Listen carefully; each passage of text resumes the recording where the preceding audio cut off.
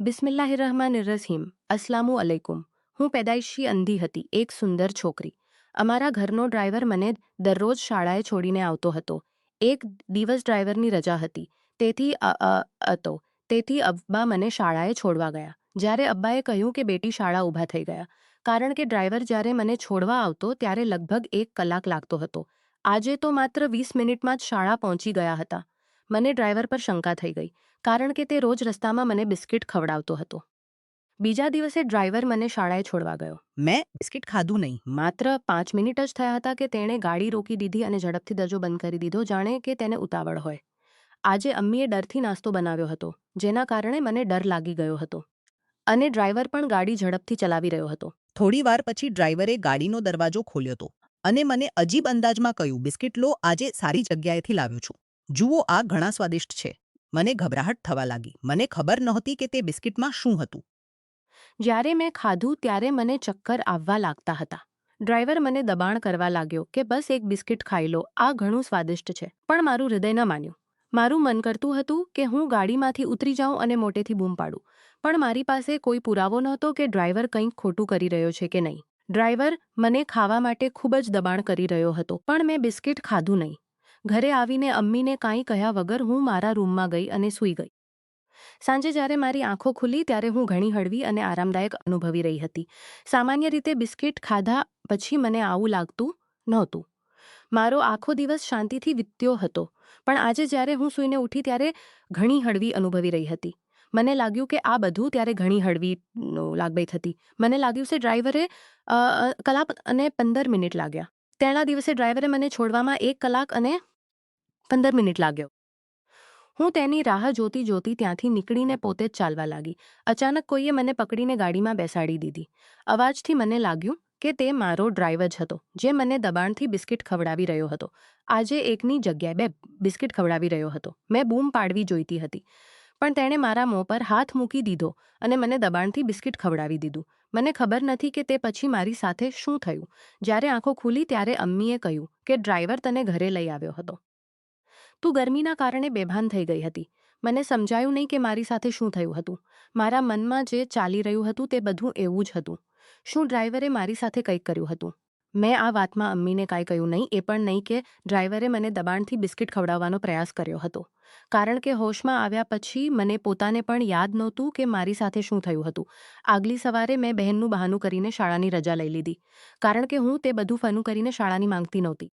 પણ શાળા ન જવાને બદલે ડ્રાઈવર મારા રૂમમાં આવીને મને પૂછવા લાગી, સાહેબ, આજે તમે શાળા શા માટે નથી ગઈ? મેં ડ્રાઈવરને ગુસ્સે ઊભા હોય તેવું જોયું. તેની અવાજ ગુસ્સાથી ભરેલો હતો, પણ તેની અવાજમાં થોડી ચિંતા પણ હતી.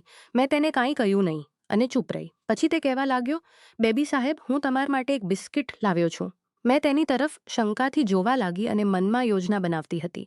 મેં કહ્યું, મને એક વાત તો યાદ નથી કે કાલે તમે મારી સાથે કંઈક ખોટું કર્યું હતું. ડ્રાઈવરે ખૂબ જ સામાન્ય અંદાજમાં કહ્યું. મને લાગ્યું કે હું ત્યાં હતો, કારણ કે ખૂબ જ સામાન્ય બધું યાદ નથી, તેથી મેં કાંઈ કહ્યું નહીં. મને કાલની બધી વાતો યાદ નથી, તેથી મેં કાંઈ કહ્યું નહીં. સવારથી રૂમમાં રહેવાથી મને ભૂખ લાગી રહી હતી, તેથી મેં બિસ્કિટ લઈ લીધું. એ ડ્રાઈવર અંકલે મને તે બિસ્કિટ ખૂબ જ પ્રેમથી આપ્યું હતું, કારણ કે ડ્રાઈવર અંકલે મને તે બિસ્કિટ ખાવાની ભૂલ કરી લીધી. દિવસો આમ જ વીતતા રહ્યા. એક દિવસ ફરીથી મેં તે બિસ્કિટ ખાવાની ઘટીસી વખતે મને લાગ્યું કે તે કોઈ સાથે ફોન પર વાત કરી રહ્યો છે, અને તે પણ મારા વિશે. કારણ કે મેં તેના મોંમાંથી સાંભળ્યું, હા, બિસ્કિટ આપી દીધા છે. આજે પણ આટલું જ સાંભળ્યું હતું કે અમ્મીએ મને અવાજ માર્યો, બેટી, હું તને દવા આપું છું, લંચ પછી લેવાની. તારા માટે ડૉક્ટર પાસેથી ખાસ લાવી છે. અલ્લાહ તારી આંખોને શિફા આપે અને તું જલ્દી જોવા લાગે. મેં દવા લઈને ગાડીમાં બેસી ગઈ. થોડી વાર પછી ડ્રાઈવરે ફરીથી ગાડી રોકી. આ વખતે મેં નક્કી કરી લીધું હતું કે ડ્રાઈવર જે કરે હું તેનું પીછો કરીશ, પણ તેને ખબર ન પડે. હું ગાડીમાંથી ઉતરીને અહીં તહીંથી સહારો લેતી ચાલી. છેવટે મને ખબર પડી કે હું કઈ જગ્યાએ છું. દૂરથી ડ્રાઈવરની વાત કરવાની અવાજ આવી રહી હતી. હું વધુ નજીક જઈ શકતી નહોતી નહીં તો ડ્રાઈવર મને જોઈ લેત, અને ડ્રાઈવરની અવાજ સ્પષ્ટ સાંભળાતી નહોતી, અને ન તો મને ખબર પડતી કે હું એવી જગ્યાએ છું કે જ્યાં ડ્રાઈવર મને જોઈ ન શકે, પણ મારે તે જાણવું જરૂરી હતું કે છેવટે ડ્રાઈવર શું કરે છે. દૂરથી મને ધુમાડો આવતો અનુભવાતો હતો. મને લાગ્યું કે કદાચ ડ્રાઈવર ગુપ્ત રીતે સિગારેટ પીતો હશે, અને પછીની ક્ષણે મારા મનમાં આવ્યું કે કદાચ ડ્રાઈવર નશો પણ કરતો હશે, અને તે દિવસે કદાચ તેણે મારી સાથે નશામાં કંઈક કર્યું હતી અને મને કંઈ યાદ નહોતું. તો શું ડ્રાઈવરે મારી સાથે નશામાં કંઈક કર્યું હતું? હું ભાગી પણ ન શકતી. મને તો એ પણ ખબર નહોતી કે હું કઈ દિશામાં ભાગીશ. જો ડ્રાઈવર પીધેલો હોય તો તે મને જોઈ ન શકે અને હું પણ તેને જોઈ ન શકું. ધુમાડો વધતો જતો હતો. ડ્રાઈવરની અવાજ વધુ નજીક આવવા લાગી. બલકે ડ્રાઈવર સાથે એવું અનુભવાતું હતું કે કોઈ બીજો પણ તેની સાથે વાત કરી રહ્યો છે. મને કંઈ સમજાયું નહીં અને હું પાછી મારી ગાડી તરફ આગળ વધવા લાગી. અહીં ત્યાંથી સહારો લેતી થોડી વાર પછી છેવટે હું મારી ગાડી પાસે પહોંચી ગઈ. ગાડીમાં બેસતા જ થોડી વાર પછી ડ્રાઈવર પણ આવી ગયો. "ઇતની ડર કેમ લાગી ગઈ તમને?" મેં હિંમત કરીને પૂછ્યું. "કાંઈ નહીં બીબી સાહેબ. હું મારા બાળકો માટે આ દવા લઈ રહ્યો હતો." ગરીબના બાળકોને તો આટલું જ મળે છે, જેના કારણે ખડખડાટનો અવાજ આવ્યો અને સાથે જ તેણે મને બિસ્કિટ આપી દીધું. તેની અવાજ અને તે પછીના તેના અંદાજથી એવું લાગતું નહોતું કે તેણે સિગારેટ કે નશો કર્યો હોય. પણ તેની આ વાત પર મારી શંકા વધી ગઈ. પણ તેની આ જે ડીડે કદાચ ડ્રાઈવરે ખોટું બોલ્યું હશે. ત્યાંથી તેની અસ્પષ્ટ અવાજો મને આવી રહી હતી અને માત્ર એ જ નહીં, તે જગ્યાએ ધુમાડો પણ ઉઠી રહ્યો હતો. શું તે સિગારેટ પીતો હશે? મેં મનમાં વિચાર્યું. કારણ કે દરેક વ્યક્તિ પોતાના ભૂલવા માટે આવું કરે છે. કારણ કે દરેક ગરીબ વ્યક્તિ પોતાના દુઃખને ભૂલવા માટે આવતી હતી. પણ ત્યાં તે કોઈ સાથે વાત પણ કરી રહ્યો હતો. મને યાદ આવ્યું કે કદાચ કોઈએ તેને નશો આપ્યો હશે. "બીબી સાહેબ, શું થયું? તમને ભૂખ લાગી હશે ને? આ બિસ્કિટ લો." મારા ભૂખ લાગી સોજ મારા મોંમાંથી નીકળી ગયું. "અને તે દિવસે જ્યારે હું બેભાન થઈ ગઈ હતી ત્યારે તમે મને દબાણથી ખવડાવ્યું હતું ને?" મને થોડું થોડું યાદ આવી રહ્યું છે. મેં તૂટેલા શબ્દોમાં કહ્યું, બગડ્યા વગર. ડ્રાઈવરે કહ્યું, "મેં વધુ બહેસ ન કરી, કારણ કે મને પોતાને હકીકત ખબર નહોતી." "તમારી તબિયત કેવી છે હવે?" હવે અચાનક મને ચેતવણી મળી. મારી તબિયત વિશે તેમને કેવી રીતે ખબર પડી? મેં તો મારી તબિયત વિશે કોઈને કહ્યું નહોતું. તેનો અર્થ એ કે બિસ્કિટમાં ખરેખર કંઈક હતું. "મારી તબિયતને શું થયું?" મેં ખૂબ જ શાંત અંદાજમાં પૂછ્યું. "અરે, તમારી આંખો વિશે પૂછી રહ્યા છે." "તમારી આંખો વિશે પૂછી રહ્યા છો? કંઈક સારું સારું શું?" ડ્રાઈવરે આશ્ચર્યથી પૂછ્યું. "ના, અમ્મીએ દવા લાવી હતી. હું રોજ ખાઉં છું, પણ તેનાથી પણ કોઈ ફરક પડતો નથી." હું શા માટે ડ્રાઈવર વિશે ખોટું વિચારી રહી હતી, જ્યારે તે ડ્રાઈવર વિશે ખોટું વિચારી રહી હતી? કદાચ હું વધુ વિચારી રહી હતી. આ વિચારીને મેં ડ્રાઈવર પાસેથી બિસ્કિટ માંગ્યું અને વાત મુજબ ખાવા લાગી.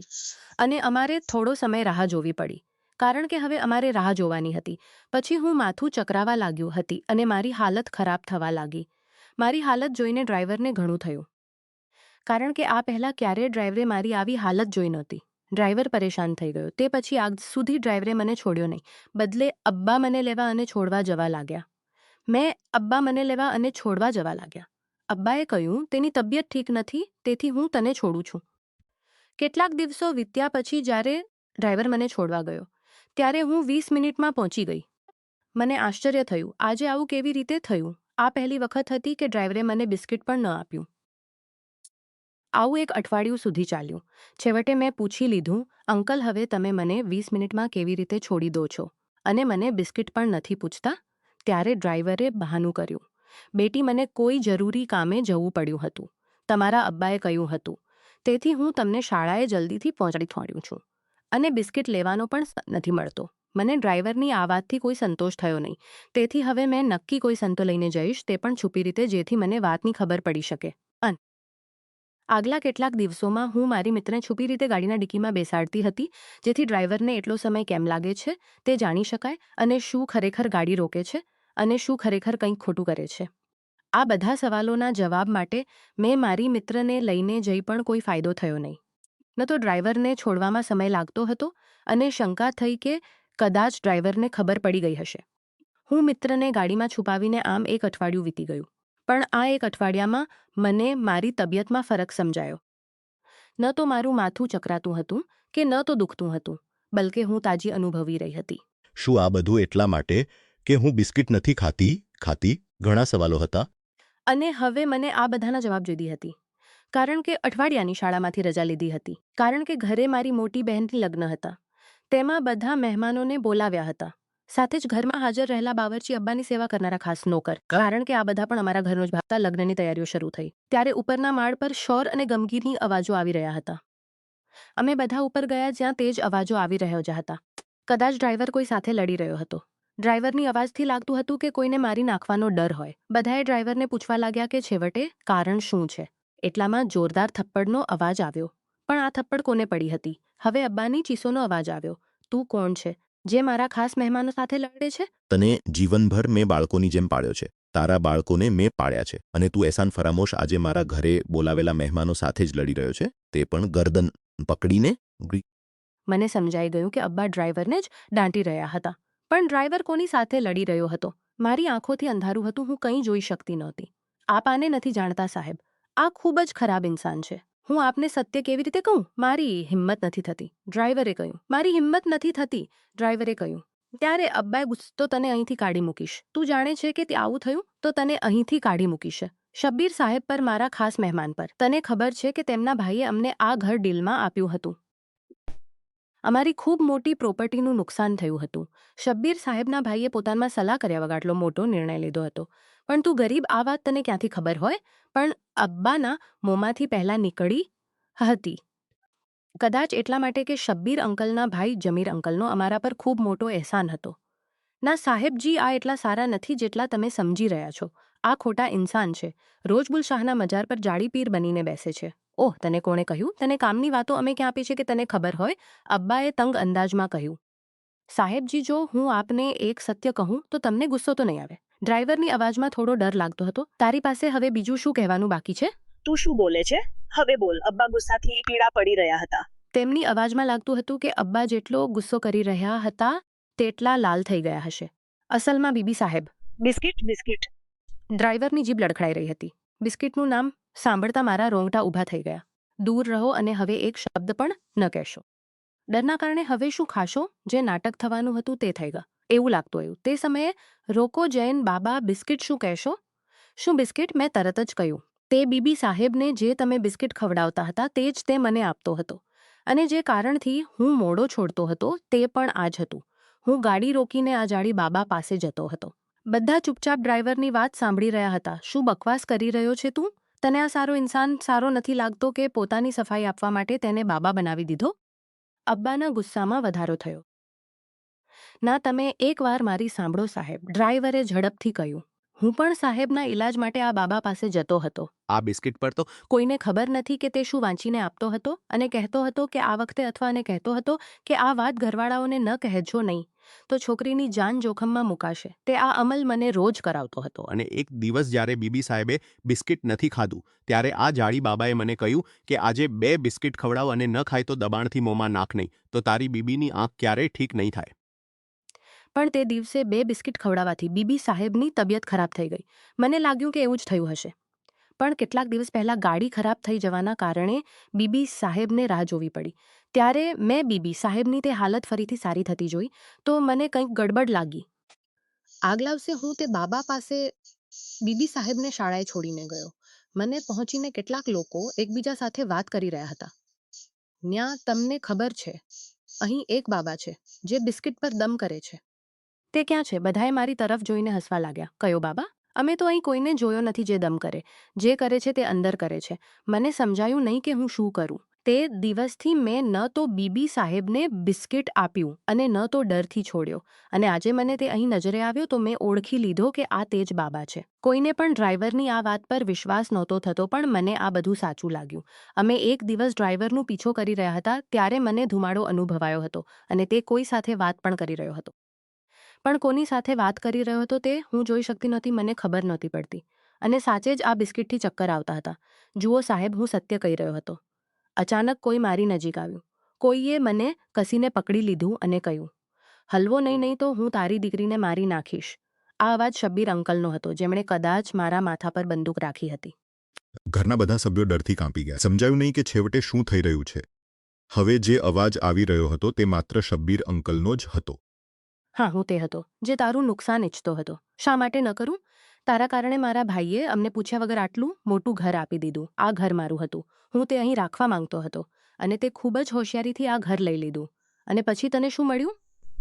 ક્વોલિટી. આવો સારો મોકો બીજે ક્યાં મળશે? પછી તું તેનો ઈલાજ કરશે. આવો સારો મોકો બીજે ક્યાં મળશે? શબ્બીર અંકલ મારી નબળાઈ મજાક ઉડાવી રહ્યા હતા. અચાનક કોઈને ધક્કો માર્યો જે મને પણ અનુભવાયો અને હું થોડી બાજુએ પડી ગઈ.